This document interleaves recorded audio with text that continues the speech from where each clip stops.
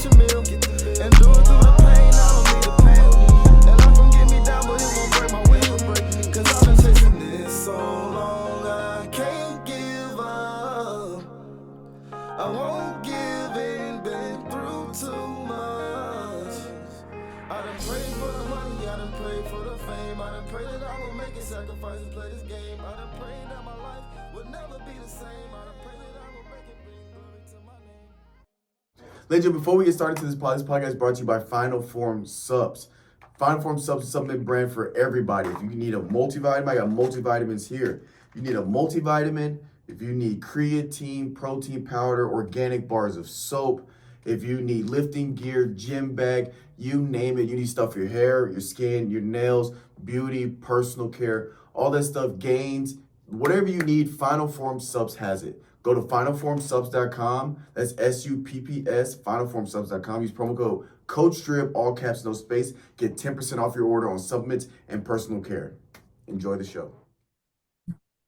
Ladies and gentlemen, welcome to another episode of the NFL Coverage. Today I have my brother, Mr. Kylan Stribling here, and we are going to break down and basically recap and break down some of the things that transpired this past weekend, which is the 2024 NFL Draft. So to get us started, we're going to go over the top three winners and who we think won the draft. So Kylan's going to kick us off with that. Okay, so my top three winners, I think, this NFL draft would have to be definitely the Chicago Bears, even though they didn't have a lot of picks. I want to say they only had 5 picks, but I would say they won. If you really look at the roster from last year to this year and how they set up Caleb Williams to succeed, if we look back just a couple of years ago, when they picked their quarterback, Justin Fields. Yeah, when they picked Justin Fields, they really didn't have a lot of supporting cast around him. I know Darnell Mooney was having kind of a breakout year. But really they set up Caleb Williams to be great. I mean, you got to think Cole Kmet, DJ Moore. You got to now think of Roma Dunze along with that, and Keenan Allen. So there's a lot of weapons and talent that they added to help out Caleb Williams. So definitely it's an all-in year, and definitely just based off this draft and this offseason, how free agency has gone, really the NFC North just looks like going to be a great division. Going to be really interesting how that turns out. I would also say the Detroit Lions had a pretty good draft as well, in my opinion. Terrion Arnold, great. They needed secondary help. Also, they got Ennis Rakestraw Jr. from Missouri, cornerback. I really think they're just trying to load up that secondary, which is kind of the biggest issue they're having. So I thought they did pretty well. Looking around, I really think probably the most underrated would have to be the Packers as well. You got to think about kind of those late round picks really did them justice. I really liked Evan Williams. It was kind of a player in the draft process that a lot of people weren't too high on. They kind of thought he was a 6th rounder out of Oregon. He ended up moving up to 4th, mostly because of his speed and how he tested. But I really thought Evan Williams was a great pickup for them. Really is a in the box safety. Very quick, athletic, can guard tight ends, can guard slot receivers, can kind of do a lot there for them in the box, which they needed. Michael Pratt as well is very underrated. I think solidifying that backup quarterback role, I think that's a great value for a 7th round quarterback, which a lot of people had kind of that 6th spot right after, the big name 1st round quarterbacks with Michael Pratt. And then, I really love what they're doing here.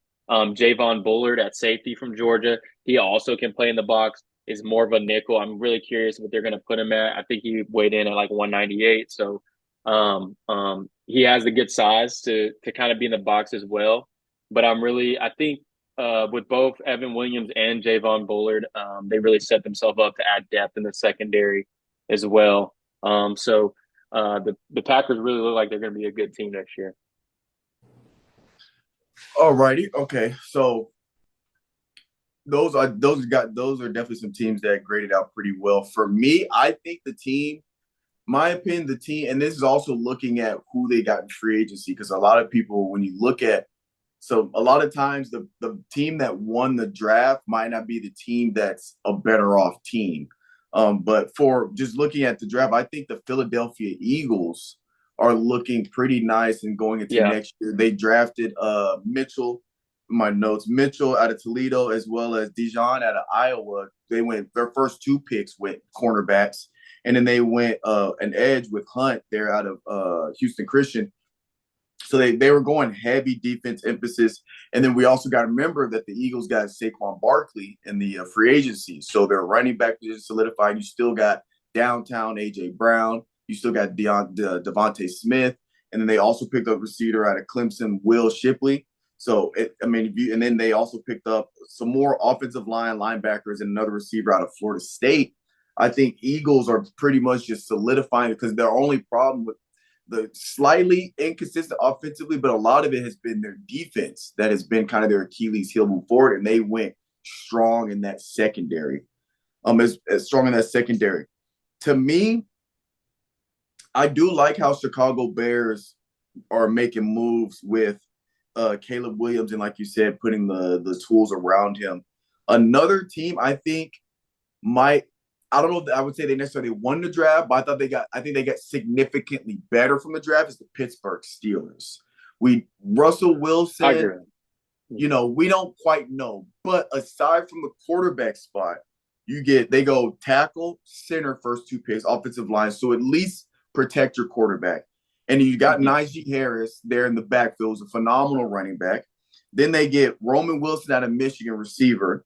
They go linebacker, and they also get some more defensive players to solidify the defense they have. And you also talk about a guy like Mike Tomlin there. I think the Pittsburgh Steelers got better, even though I don't know if I would necessarily say they won the draft if you go pick by pick. But those are going to be the two teams I thought that really got well. And then I also agree with the Packers as well. Another team I want to say got significantly better, might have also won the draft for them respectively, the New York Jets. They went and get, I can't say his name, Fashanu out of Penn State, offensive tackle. Got to remember, they struggled last season. Aaron Rodgers was hurt. He's going to be back now. You go out and get you a strong offensive line, protect Aaron Rodgers, and they go receiver, Western Kentucky, running back, corner, safety. So they also are they're getting weapons around that. The defense for the Jets is solid defense. The only reason why they were somewhat competitive during the season last year is because their defense was literally keeping them in games with the offense that they weren't expected to play with all season. So, I'm also throwing Jets into that hat. Now, next, what team? And I kind of figure I know what team's already going to be a part of this. What team do you think not necessarily failed, but what team do you think maybe mishandled or fumbled the draft? Maybe like two or three teams. I would say, well, I honestly think this draft, a lot of teams mishandled the draft. I want to see, there was actually quite a few teams where I really didn't understand the direction they're going with their roster and how they plan to attack. Some teams are kind of in that middle of the pack. They're on the fringe of being playoff contenders. And one team that I kind of didn't understand was definitely the Indianapolis Colts. We all knew that the Colts needed a cornerback very, very badly. And a lot of people had them in their mock drafts taking Quinyon Mitchell from Toledo, the cornerback from Toledo. But when their pick came in pick 15, they picked Latu, which I don't dislike the pick. He's a great edge rusher. But I mean, you have a huge need at cornerback that I'm very interested how they're going to address that in free agency this summer. But then you had A.D. Mitchell, a receiver out of Texas, which has a lot of character issues. And supposedly the Texas camp was saying that he was, had had some issues off the field and with coaches on the team. So I'm really curious, but I mean, luckily for the Colts, I really don't feel like they have too many needs as a team. I feel like it's still a really competitive roster. So them having this draft, which I really think wasn't their best, is not really necessarily can hurt them. When you still have Anthony Richardson coming back, you still have Jonathan Taylor, you still have Pittman, you still have a lot of key pieces there. But it really didn't help their case to make that final push to be a playoff team, I felt like.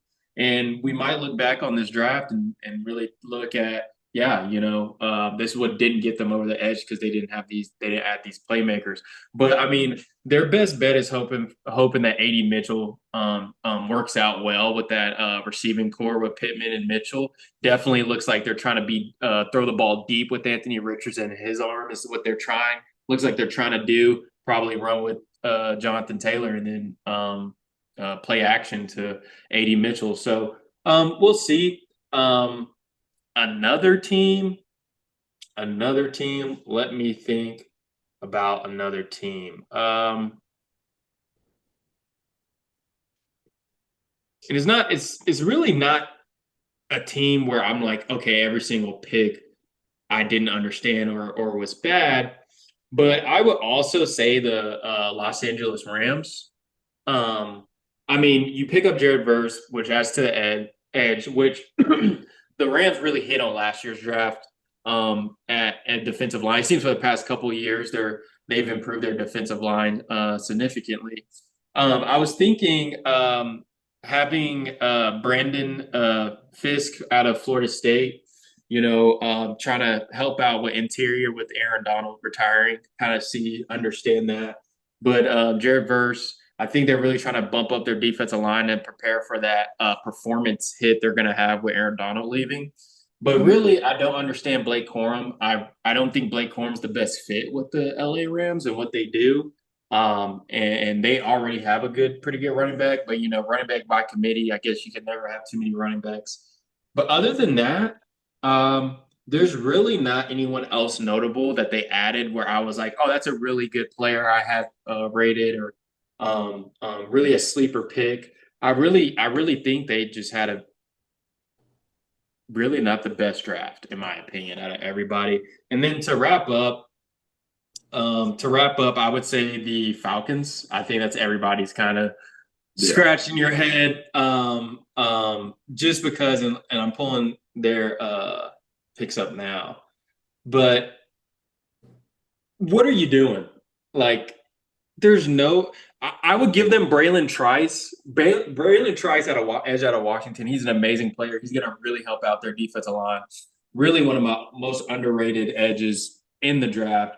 But Michael Penix, I think Michael Penix is a great player. And I think with the weapons Falcons have, Michael Penix could take the offense and run with it. But why would you get Kirk Cousins if that was the plan all along? I understand people are making the comparison between Jordan Love, Mahomes, all of these other organizations that do take quarterbacks very at the top of the draft when they already kind of have a quarterback. I understand that, but most of the times those players are projects, and most of the time those players are young. It doesn't really make sense a 24-year-old quarterback has to sit 2 or 3 years, and he might be 27 when he starting for the Falcons. And it just doesn't make sense. And it's not like he's a project. We all know who Michael Penix is. We all seen his tape. So he's kind of he's at where he's gonna be at. And same thing with Bo Nix. But it's like, okay, how much more development does this player need, in my opinion? So it's interesting. I wouldn't have been as upset if they maybe did something like a Steelers move when they got Russell Wilson, because they're getting him on the league minimum to their cap hit. But you just signed Kirk Cousins to a major deal, 4-year major deal. So I mean, I think it's really great insurance. It's really great in the fact that if he goes down, and you don't know how he's going to perform off that Achilles injury. at his age. So he really might have taken a dip down. But if Penix is your insurance, it's just still a bad move from a GM perspective to even bring Kirk Cousins in the building if you're going to give him all that money for him to get injured. So either way, it's a bad pick for the Falcons. Bona fide worst draft of any team. But luckily they're in a terrible division.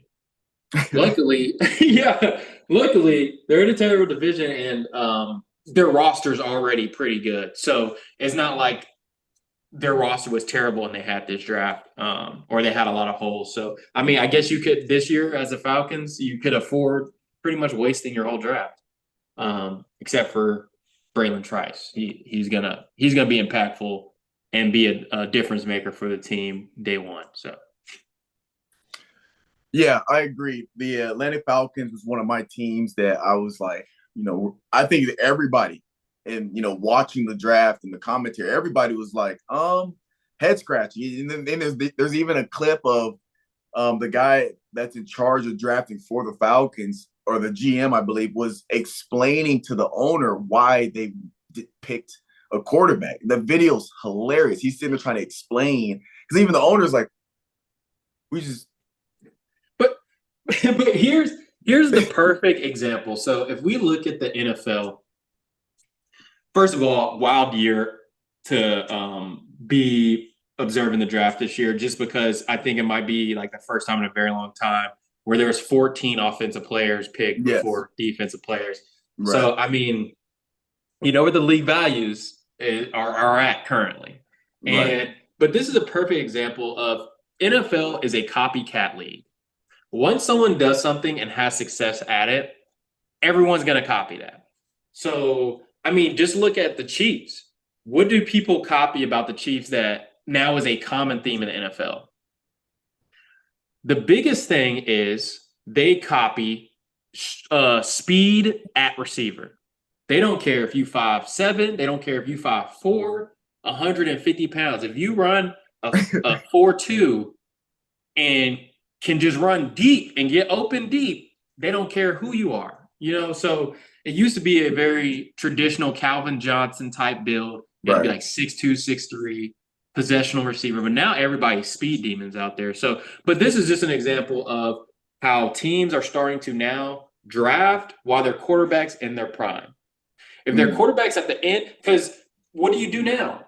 You have contracts. You want a quarterback on a rookie contract deal. So then you could build your roster while your cap space is very high with a rookie quarterback.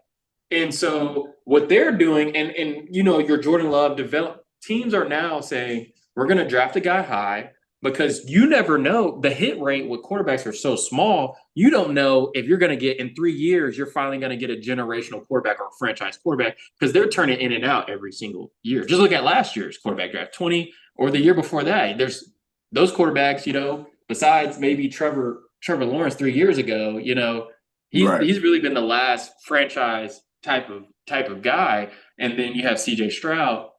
But it's you almost like, if you see a quarterback you like, get him this year. And if he needs to ride the bench, but you never know when you're going to get your guy, your 10 to 15 year quarterback. So, but that's where the Falcons don't understand the context of it, and the fact that you have to have at least like a Joe Milton, like a project guy that you can develop, get right. So when he starts, he has a very high ceiling, while Michael Penix Jr. is just going to be a backup quarterback, kind of be at his peak already. So, yeah.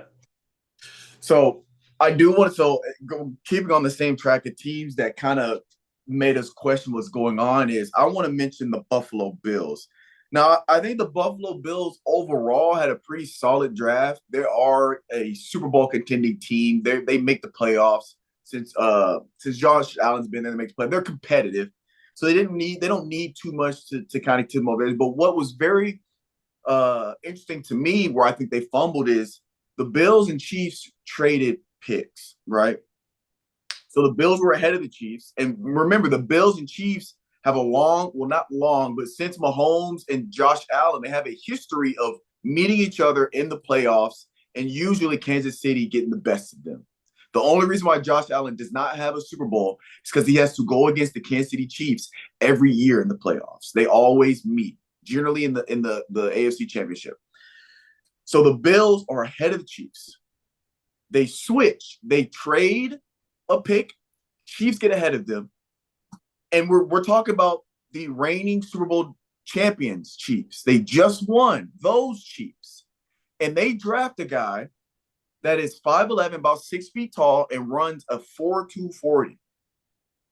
You're going to give your opposition like you said, what is the Kansas City's business model? We go get speed demons down the field. Now, they show they can win without a Tyreek Hill.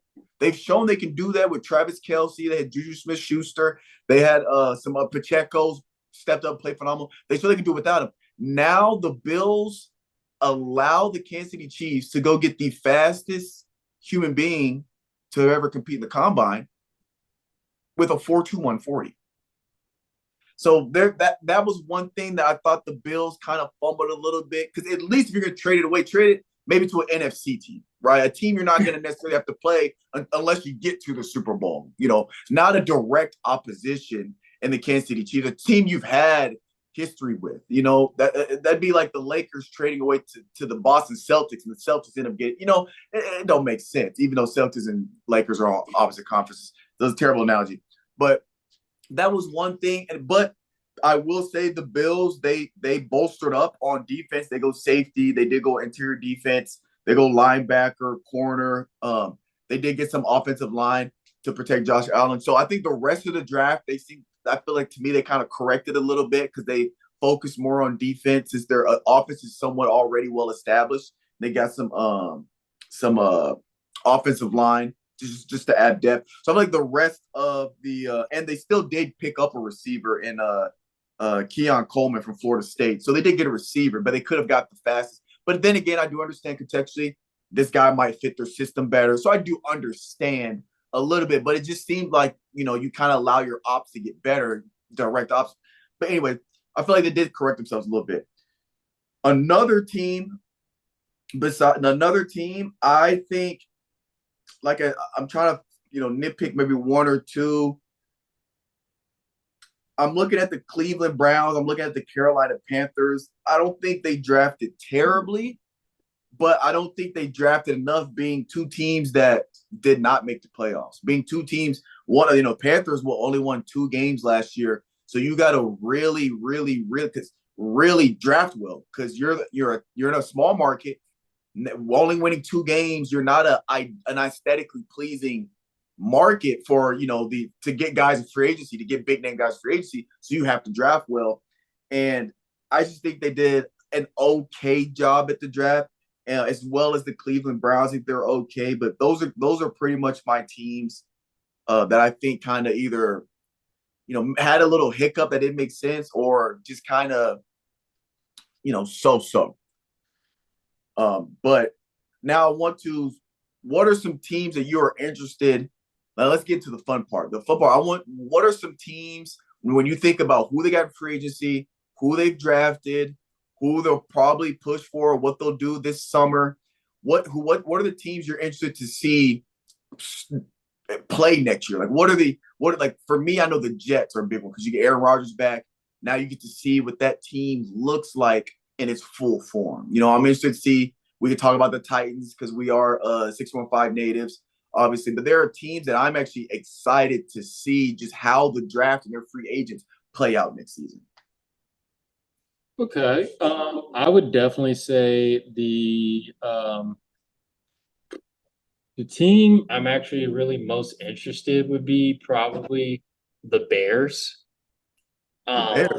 I'm really curious if Caleb Williams could throw 4,000 yards and be the first quarterback in Bears history to do that.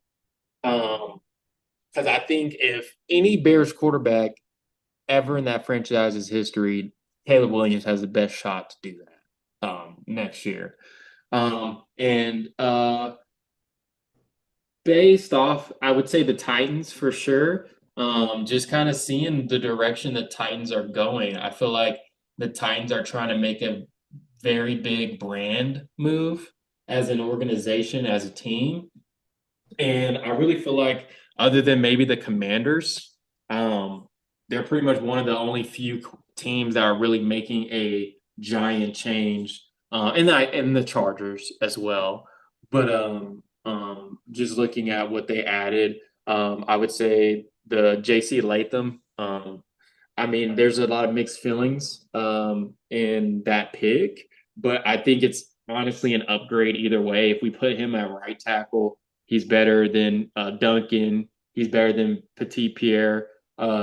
And so I know he's better than both of them. So we plug him at right tackle. That's an upgrade. We put him at left tackle. It's an upgrade. I mean, better than Dillard. And if I heard they want to put him at left tackle, but if need be, then we have Peter Skoronski. We can maybe even shift Radens to left tackle, put Skoronski at left tackle. I mean, Radens at left guard, put Skoronski at left tackle. Then we could put J.C. Latham at right tackle. I mean, we can plug and play him anywhere. It seems like with the coaching staff at least. I mean, and I feel confident because we have a Hall of Fame offensive line. Offensive line coach with Bill Callahan. So I mean, he's developed Hall of Fame linemen, had top offensive line in the league multiple years. So I feel like we have a good coach to at least coach him up. So I feel great about that pick. Tavondre Sweat out of Texas. He has off the field. I think he had a DUI a couple of weeks before the draft. So, but I mean, he's a great pairing with Jeffrey Simmons. Yeah. And later on in the draft, I think it's going to be shown that we're going to have a really great defensive line with Devontae Sweat. We got Jeffrey Simmons in the middle. And then in the 7th round, we picked up Jalen Harrell out of Michigan, the edge rusher. He was honestly, I've watched plenty of Michigan games, and he stood off the screen. He was definitely their best pass rusher last year on that championship team. And I think it's an absolute steal in the 7th round. I think people had him projected as high as 4th round. But he's a great edge rusher. I mean, he's lacking a little bit in size, but he reminds me of a stronger Harold Landry. He has the speed just like Harold Landry, and I think it's a great replacement because eventually, I think in the next year or two, we're going to move on from Harold Landry, and Jalen Harrell will be an upgrade, and especially he has a couple years to develop and be behind him and be a rotational player. He's going to be really great. So that's a really great pick. Cedric Gray. An amazing pick. Probably my favorite, most underrated and favorite pick from the Titans. We lost Azeez Al-Shir, a lot of those middle linebackers, but we have Gibson back, and Cedric Gray is going to be very impactful. We all know Ron Carthon always picked amazing mid-round linebackers at the 49ers. So I feel like, this pick is definitely a Ron Carthon pick. At linebacker, probably got the best linebacker off the board, interior linebacker, except for Wallace out of Kentucky. Cedric Gray was rated my 2nd best interior linebacker. So, I think that was a beautiful pick. And then you add a lot of personnel. I really like Jarvis Brownlee Jr. as a depth piece for the nickel position. Very great press man, and he likes to tackle, so that's good. But Jawan Jackson, the receiver out of Tulane, I think we're going to start seeing more picks like this around the league where they're really drafting a return specialist, especially with the rules now in the NFL next year, how there's going to be a lot more returns pretty much. And so now you're really going to start seeing teams valuing a return specialist, a person who can definitely do well in that. And I think the Titans have needed a return specialist for 3 years, and we haven't found guys. So I think this pick specifically addresses that issue. So definitely I don't see Jawan Jackson playing a part in the offense, to be honest, but I really definitely see him being a huge part in special teams, which as a returner, we've needed one for quite some time. So I really like that pick as well. But I'm curious how the Titans are going to do. That's going to be a really interesting division period with the Colts, Texans, Jaguars. I think that division is really becoming one of the best in the AFC. So I'm definitely curious to see all those. But yeah, those are my really 2 teams. 2 or 3 teams, yeah. Okay. Which, since you hit on the Titans, I'm not gonna touch on the Titans because same thing. I'm excited to see the Titans how they do. I was excited to see them improve. You know, offensive line, protect Willis. They go defense, especially, we get the Devondre Sweat got the top interior lineman award. So he's the best interior lineman. And like you said, you pair Jeffrey Simmons. I mean, come on. And then we also draft with James Williams out of Miami at safety. So yes, you touched on the Titans. It's phenomenal. Now, I'm gonna tell you some teams I am ecstatic to see how they play out. And I hope it plays out well. Okay. One, it's the Philadelphia Eagles. Okay. Philadelphia Eagles, simply because you got Saquon Barkley. I am just curious to see how Saquon Barkley, Jalen Hurts, that receiving core playing out. And then now they have a boosted defense. How is that team going to look? Because I wanted the Eagles to win it all last year. Once I knew the Titans weren't making it right, I wanted the Eagles to win it all. I'm a Jalen Hurts fan. So I want to see, and we all know Jalen Hurts' work ethic. We all know he's this offseason, he's going hard. He's coming back stronger, coming back better. He's going to galvanize the team. Now you have Saquon Barkley, who can take a lot of pressure off of him with a more downhill between the tackles runner. Another team I'm curious in is the Baltimore Ravens, because you got Lamar Jackson and you got King Henry in the backfield. Now, the Ravens were already an absolute monster to try to game plan. Now, when you come to read options, you got to pick your poison. Do you bite on the running back? You have to. It's Derrick Henry. Well, then you're leaving Lamar out in space. Well, do you sit and hang and wait for the quarterback? Well, if you do, King Henry's up the field. So and I also said earlier, the Jets, because Aaron Rodgers and that team, see what they like fully put together. The Ravens and the Eagles. A couple teams I want to keep my eye on, just out of curiosity, San Francisco 49ers, because I want to see, can Brock Purdy string together consistency amongst these teams. I know he's been playing well. They call him system quarterback. Let's see if how consistent is he going to be over multiple seasons, as well as the Pittsburgh Steelers, because I want to see how Russell Wilson handles Mike Tomlin as the coach, as well as this, because it is a different organization. You want to talk about structure and discipline? This is the Steelers. So I want to see how they gel, or what becomes of the Pittsburgh Steelers with Russell. I'm just curious to see how Russell Wilson bounced back. I wanted his bounce back season to be last year. It wasn't. To me, I think, and the reason why I'm curious is because I think this might be it for Russell. Now, again, Russell didn't play individually, statistically, he didn't play that bad. He played about the same level as Patrick Mahomes if you look at the stats and the QBR. But I do think this might be do or die for Wilson's career if it does not work out here. I think this might be kind of the tail end of his career here at Pittsburgh if he doesn't figure it out. So I'm just a little curious to see, does he bounce back? Can he get back to 35, or can he get back to 4,000 plus yards and 25, 30 touchdowns, et cetera, et cetera. So those are my main ones. Obviously, Houston, I'm just seeing there's players I'll be looking out for, but as main teams, it's your Ravens, Eagles, and it's going to be the Jets. Okay. That's a good list. And I really just think like every kind of contender team and team on the bubble, really. Yeah. I mean, I feel like the funny part is we kind of left them out this whole time, but like, we got to think about the defending champs, the Kansas City Chiefs, Yeah. kind of, what they're gonna do. I mean, they're kind of bringing everyone back. Obviously they lost L'Jarius Sneed, was a huge part, but they've always been a good team to select late round cornerbacks that pan out to do pretty well.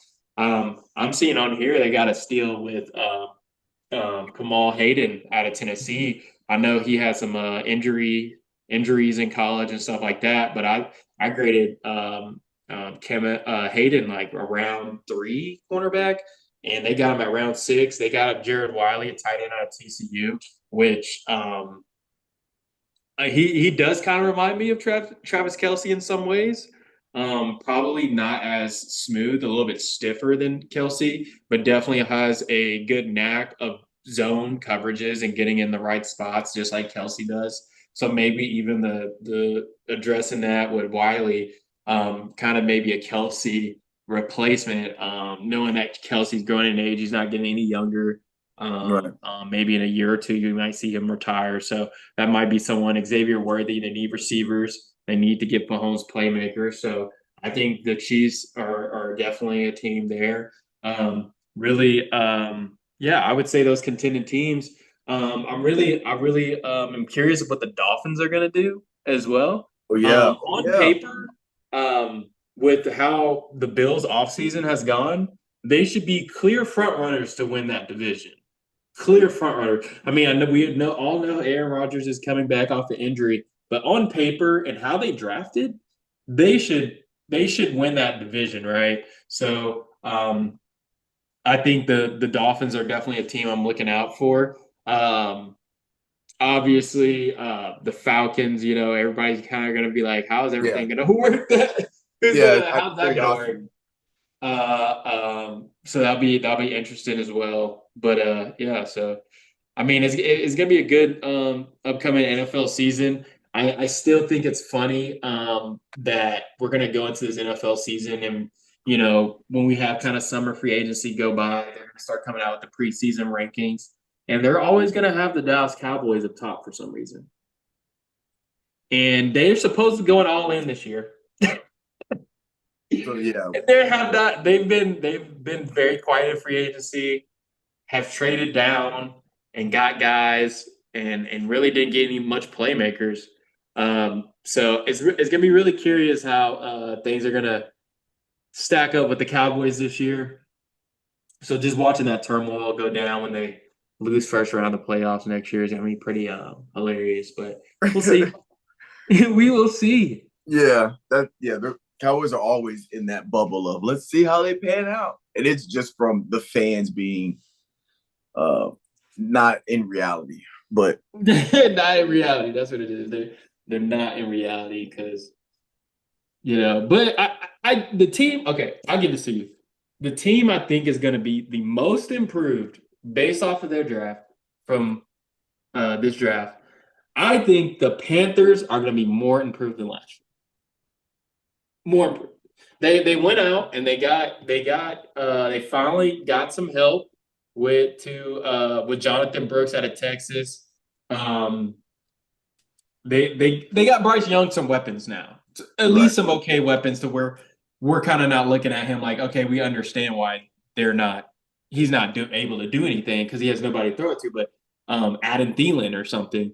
So I mean, I like their draft. Yeah.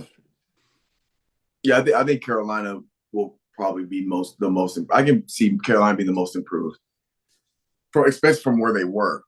You ain't got nowhere to go but up. At least you hope. You say nowhere to go up. At least you'd hope.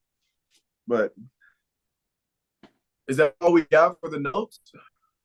I'm really trying to go back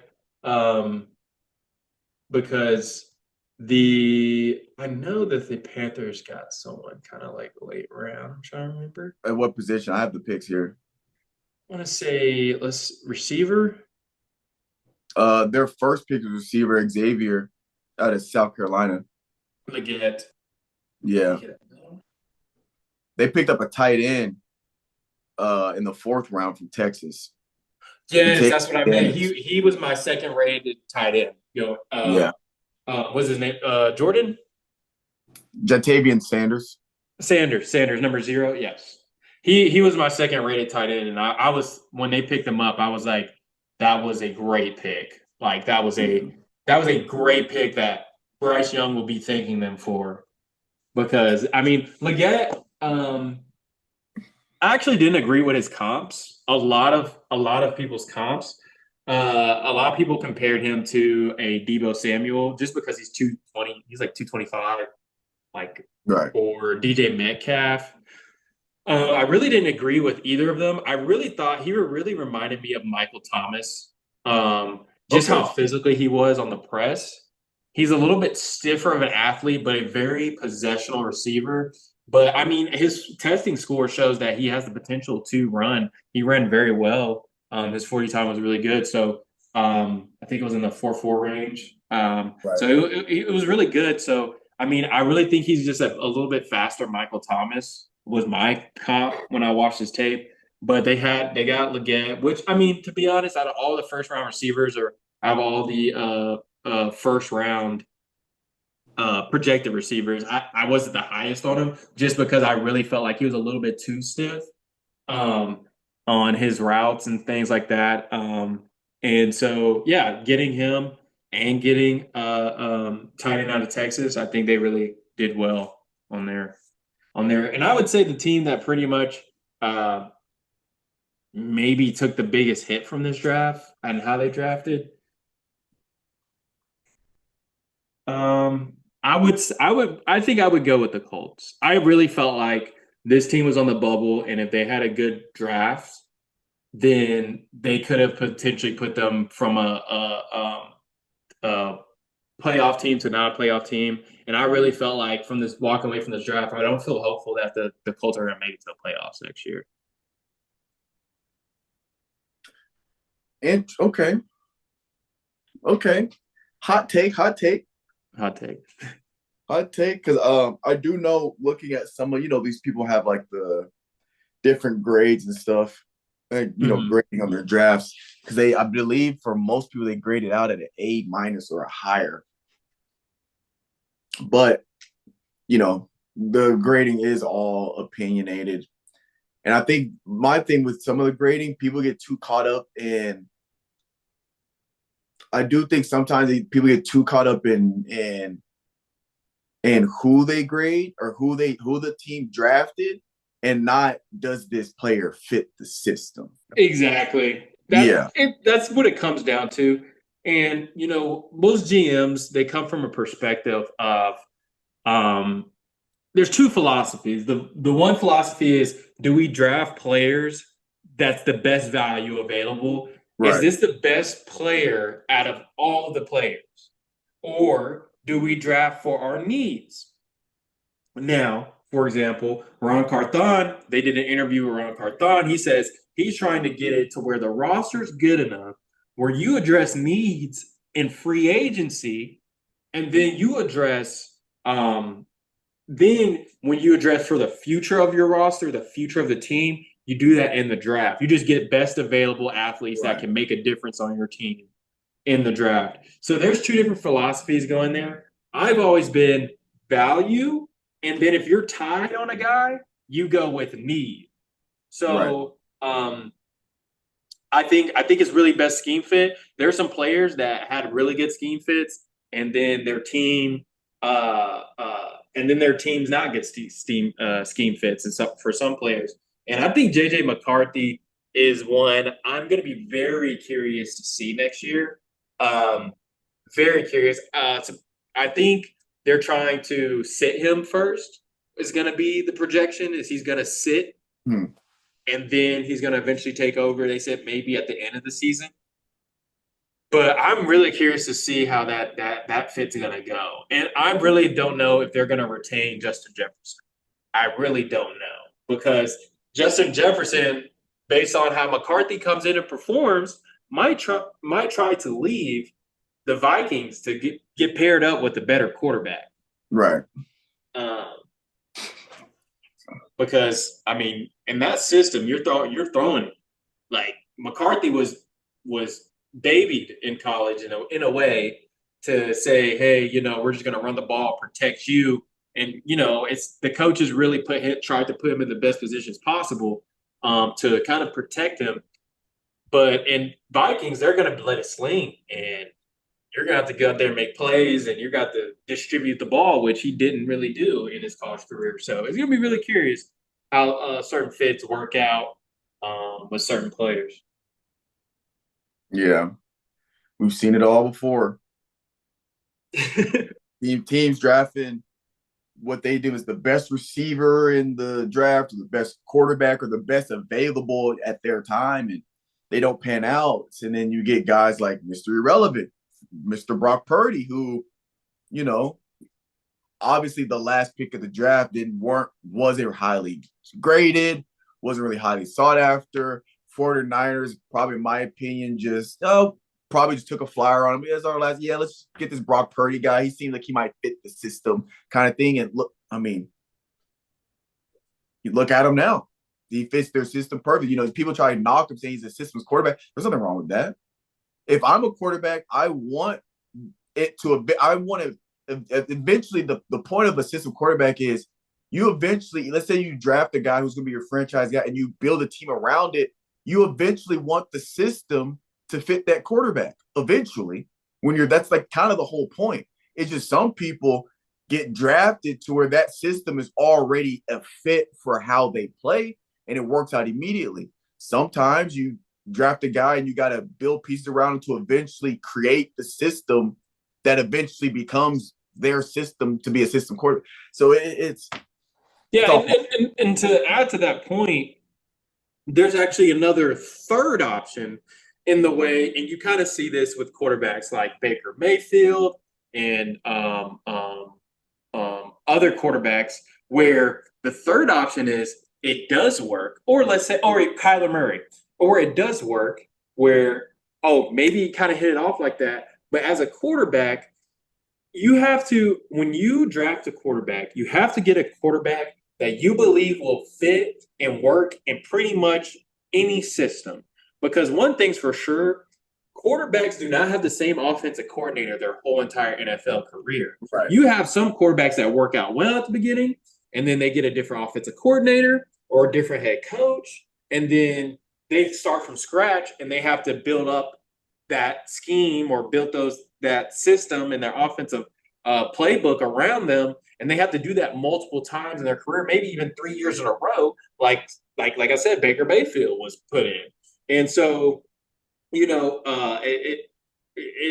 scheme does matter, but also you kind of got to have a guy that's scheme proof in a way to where, especially if that's going to be one of your top picks. And that's one of my biggest grades as a quarterback or evaluating quarterbacks and players is saying, can this player, how many schemes would he work in? Or right.